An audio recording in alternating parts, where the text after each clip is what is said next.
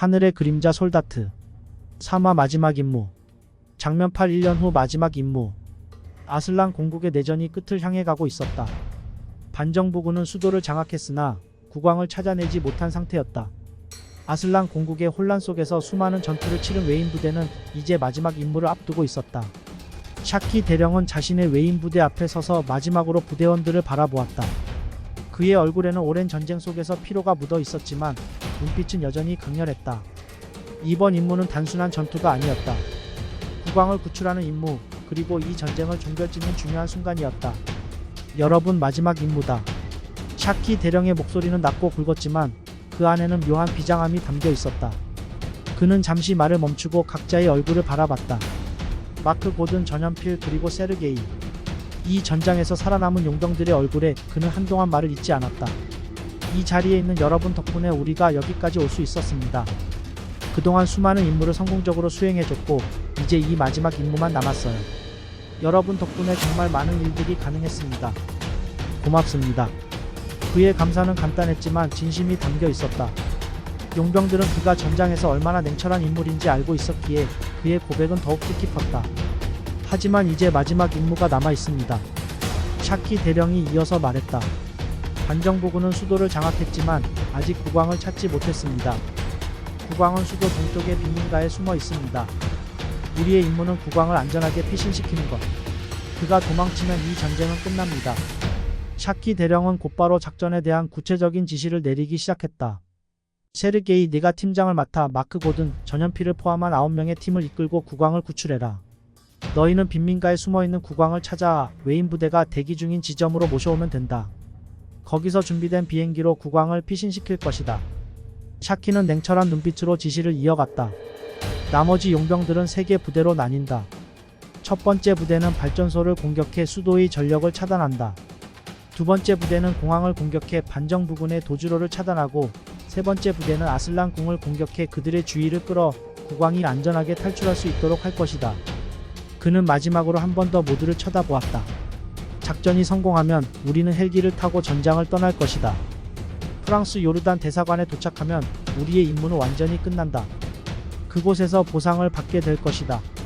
샤키 대령은 잠시 말을 멈추고 부대원들을 하나하나 바라보았다. 여러분, 마지막 임무입니다. 이 임무를 완수하고 우리 모두 무사히 돌아갑시다. 아슬란 공국의 밤은 평소와 다르지 않았다.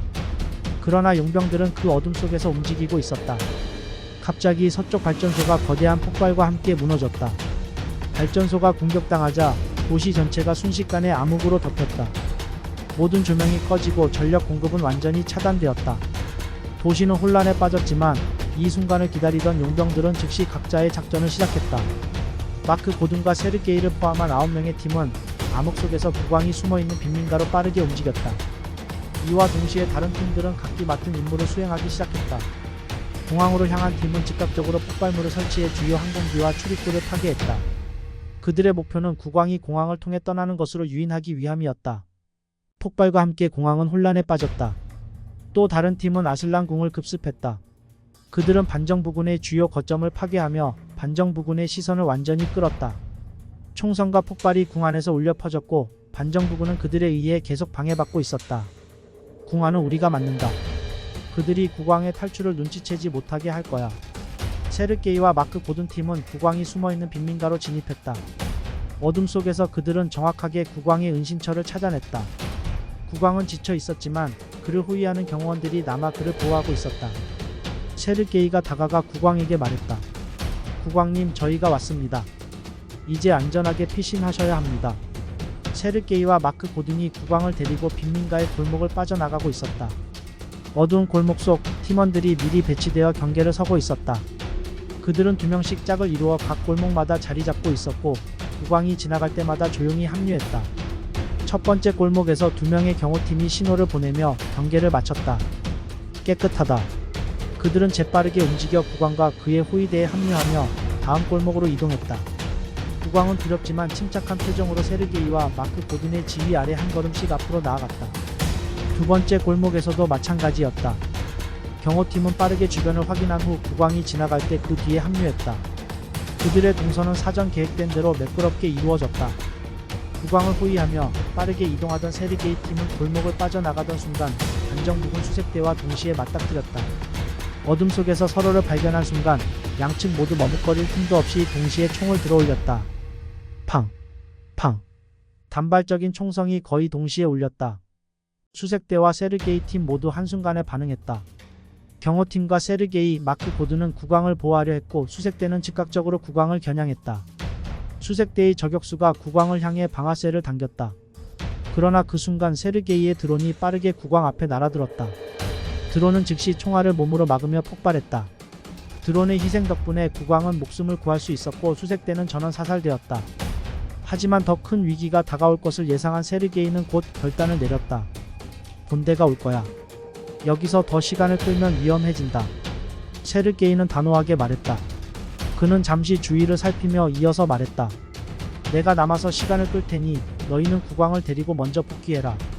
마크 고드는 세르게이를 쳐다보며 단호하게 말했다. 나도 남는다. 전연필도 그들을 바라보며 고개를 끄덕였다. 그럼 나도 남아야겠군. 세 명은 서로의 결심을 확인한 후 국왕을 안전하게 탈출시키는 것보다 남아서 반정 부근을 더 오래 지연시키기로 결단했다. 이들의 임무는 끝나지 않았다. 3명을 뒤로 한 채 7명의 팀원들은 국왕을 태운 차량을 경호하며 메인 부대로 향했다. 세르게이, 마크 고든, 전연필은 조용한 골목 한편에 모여 앉아 있었다. 본대가 곧 이쪽으로 올 거야. 80명 정도일 걸로 예상된다. 세르게이가 차분하게 상황을 설명했다. 마크 고든은 침착한 눈빛으로 고개를 끄덕였다. 그렇다면 27명씩 나눠서 처리하면 되겠군. 각각의 구역을 나눠서 최대한 빠르게 움직이는 게 좋겠어. 전연필이 옆에서 장난스러운 미소를 지으며 말했다. 세르게이, 당신은 나이가 있으니까 26명만 맡으시죠. 내가 27명을 처리할 테니까. 세르게이는 그 말에 피식 웃음을 터뜨리며 고개를 저었다. 그래. 하지만 그게 중요한 게 아니지. 그는 팔짱을 끼고 눈을 반짝이며 덧붙였다. 차라리 우리가 사살한 인원의 수대로 보상금을 나누는 게 더 재밌지 않겠어. 마크 고든도 웃음을 참지 못하며 고개를 끄덕였다. 좋은 생각이군. 그럼 많이 죽이는 쪽이 보상을 더 받는 거네. 셋은 서로를 바라보며 잠시 웃음을 나누었지만 곧 다시 진지하게 작전 계획을 세우기 시작했다. 그들의 농담 뒤에는 피할 수 없는 전투가 기다리고 있었다. 세르게이는 사전에 드론을 빈민가 일대에 배치해 두었다. 드론은 건물 옥상과 좁은 골목 구석구석에 배치되어 있었다. 카메라는 본대의 움직임을 실시간으로 감지하고 있었다. 어느새 날이 밝아오고 본대가 트럭을 타고 점차 그들의 위치로 접근하고 있었다. 세르게이는 화면을 보며 침착하게 본대의 동선을 확인했다. 본대가 곧 도착한다. 세르게이는 무전을 통해 전연필과 마크 고든에게 알렸다. 각자 위치로 준비해라. 세르게이는 빈민가 중심부에 자리 잡고 있었다. 그의 위치는 본대를 최적으로 유인할 수 있는 곳이었다.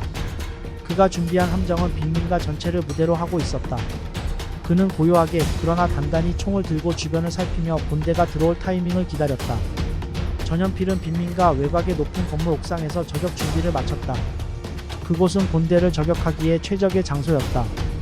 또한 전투가 시작된 후에는 빠르게 퇴로로 빠질 수 있는 경로도 이미 확보해 두었다. 그는 스나이퍼 라이플을 고정하고 본대가 모습을 드러낼 순간만을 기다렸다. 마크 고든은 빈민가의 집들과 구조물 사이에 유령처럼 은폐해 있었다. 그의 임무는 본대가 빈민가 안으로 완전히 들어온 후 그들을 하나씩 조용히 제거하는 것이었다. 마크의 손에는 날카로운 단검이 쥐어져 있었다. 그는 숨죽인 채 그림자 속에서 적의 접근을 기다렸다. 트럭이 도착하자 본대가 조심스럽게 빈민가로 들어오기 시작했다. 세르게이는 그들의 움직임을 드론 카메라로 실시간으로 확인했다. 그들은 경계를 늦추지 않고 사방을 주시하며 서서히 세르게이와 마크 고든, 전연필이 있는 지역으로 접근했다. 세르게이는 본대를 빈민가 중앙으로 완벽하게 유도하기 위한 총성이 울렸다. 탕! 탕! 총소리가 울리자 본대는 곧바로 그 소리가 난 방향으로 몰려들기 시작했다. 그들의 주인은 모두 세르게이가 있는 빈민가 중심부로 향했다. 그들은 세르게이가 유인한 함정 속으로 서서히 빠져들고 있었다. 본대가 완전히 빈민가 안으로 진입하자 마크 고든이 그림자 속에서 조용히 움직이기 시작했다. 그는 한 명씩 단검으로 적을 제거했다. 적들은 그가 다가오는 줄도 모른 채 차례차례 쓰러져 갔다. 단검이 빠르게 적들의 목을 가르며 마크는 시체들을 데리고 어둠 속으로 사라졌다. 그가 움직이는 소리조차 들리지 않았다. 총소리는 계속해서 세르게이 쪽으로 유도되었고 본대는 자신들이 하나둘씩 사라지고 있다는 것을 눈치채지 못한 채 그쪽으로 몰려가고 있었다. 세르게이는 본대가 빈민가 중심부로 진입하자마자 드론을 날렸다. 그의 드론들은 공중에서 적의 움직임을 실시간으로 추적하며 자동으로 적을 향해 사격을 가하기 시작했다. 드론에서 발사되는 총알들이 본대를 향해 쏟아지자 병사들은 패닉에 빠졌다. 세르게이는 그 틈을 놓치지 않고 지면에서 본대와 총격전을 벌였다. 드론과 세르게이가 함께 공격하는 조화는 완벽했다. 드론은 적들의 시야를 방해하며 빠르게 움직였고 세르게이는 그 틈을 타 정확하게 적을 쏘아 넘겼다. 본대의 병사들은 혼란에 빠졌지만 반격을 시도하며 다시 세르게이의 위치를 포위하려 했다. 그 순간 전연필의 스나이퍼 라이플에서 첫 발이 발사되었다. 쾅! 저격 소리와 함께 한 명이 쓰러지고 계속 한 명씩 쓰러졌다. 한 병사가 스나이퍼다 라고 외쳤고 일제히 전연필이 있던 곳을 향해 총구를 향했다. 그러나 그곳에는 전연필은 없었다. 전연필은 이미 미리 만들어둔 퇴로를 통해 다른 위치로 옮겼기 때문이다. 다시 한 발의 총소리와 함께 병사들이 쓰러졌다. 그는 몇 번의 사격 후 저격 지점을 이동하여 자신을 추적하지 못하게 했다. 세르게이의 드론과 총격전이 계속되고 어디선가 날라오는 전연필의 총알은 그들을 당황하게 했다. 본대의 병사들 일부는 이들을 피해 인근 건물 안으로 몸을 숨겼다. 그들은 드론의 총알을 피해 안전하다고 생각했지만 그것은 그들의 마지막 착각이었다. 어둠 속에서 기다리고 있던 마크 고든이 이미 그곳에 은폐해 있었다. 유령처럼 어둠 속에 숨어있던 그는 칼을 빼들고 침묵 속에서 한 명씩 적군의 적을 제거했다. 그가 움직일 때마다 병사들은 차례차례 목숨을 잃었다. 건물 안에서 벌어진 그들의 비명은 외부로 새어나오지 않았고 마크의 단검은 그들의 최후를 조용히 결정지었다. 병사들이 드론의 위협을 피해 숨을 곳을 찾으려 했지만 그들이 마주한 것은 마크 고든이라는 더 치명적인 그림자였다. 그는 건물 구석구석을 빠르게 이동하며 적들을 사냥했다. 세르게이의 드론과 지상 사격, 전연필의 저격, 그리고 마크 고든의 은밀한 제거 작전이 동시에 이루어졌다. 본대는 사방에서 공격을 받으며 완전히 혼란에 빠졌다. 어디에서 총알이 날아오는지 어디서 적이 숨어있는지조차 알지 못했다. 처음에는 쏟아지는 총성이 점점 줄어들기 시작했고 결국 본대 80명 전원은 단 3명의 용병에 의해 사망하게 된다. 세르게이는 피로 물든 전장에서 걸어 나왔다. 그의 얼굴에는 미세한 긴장감이 남아있었지만 이미 모든 것을 마무리 지은 사람의 표정이었다. 골목을 빠져나오자 전연필이 먼저 다가왔다.